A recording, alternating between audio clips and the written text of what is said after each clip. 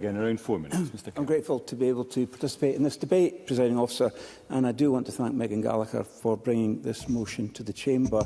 And I'd also like to say how much I've enjoyed all of the contributions this evening, and want to comment on what Paul Sweeney talked about and that Graham Day mentioned in his intervention. The stark reality is, as I was once bluntly reminded by Tom Tugendhat, no less, that our armed forces are fundamentally trained to kill the King's enemies. And that is the stark nature of the business that they are often asked to take care of.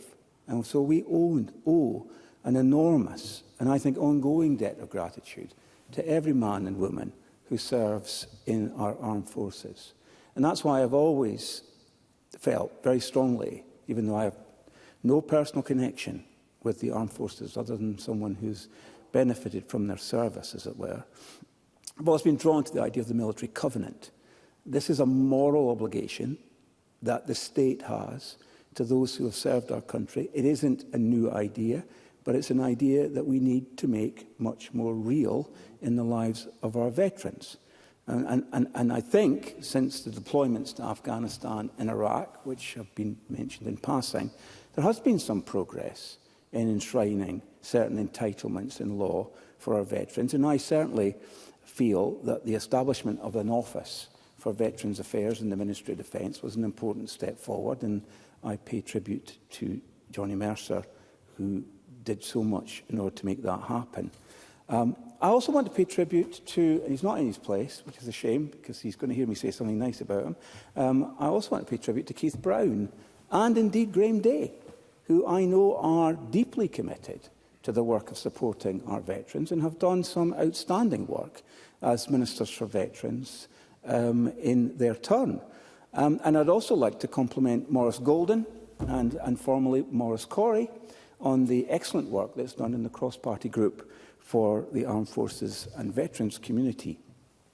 The covenant, the military covenant, doesn't yet do what it should do, but if the Minister will agree to the petition, in effect, that he has received today from Megan Gallagher and commit to paper, as it were, the authorisation for Nova Scott to be able to do the good work that they do here in a recognised way, then I think that's another step. That's another step forward in making the obligations that we should all feel towards the men and women of our armed forces and indeed security services something that's real and tangible. The United States, I think, has kind of set the bar on how they look after their veterans, and I think there's much that we can learn from them. Now, I think the point was made earlier by Jackie Dunbar, and it's been repeated since, I think, and it's important that this is made clear, that our veterans leaving the armed forces in the main manage the transition from military or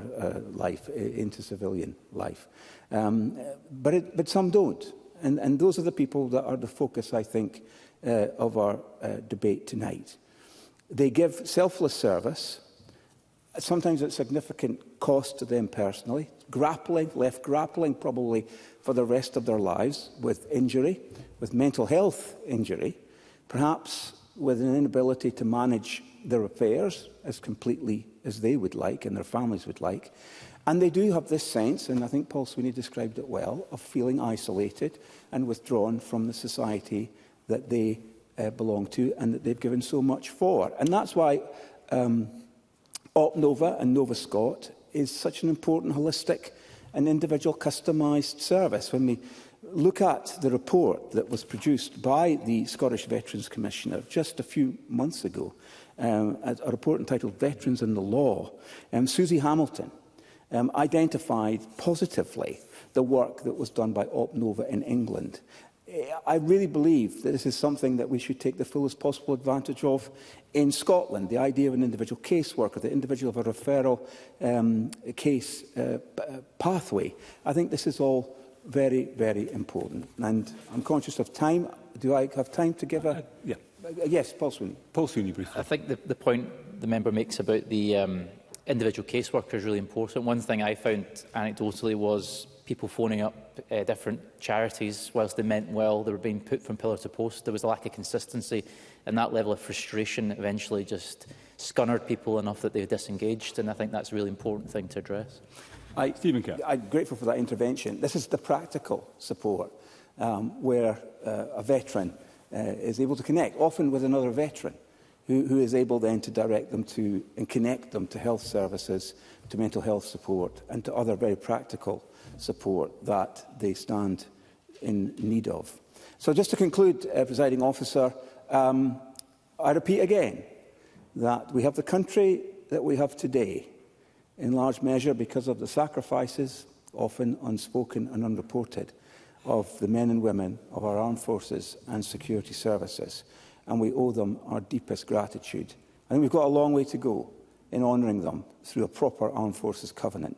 But let this debate today and this very simple ask of the Minister be a tangible expression of our commitment to support them for as long as that support is required. Thank you, Mr. Kerr.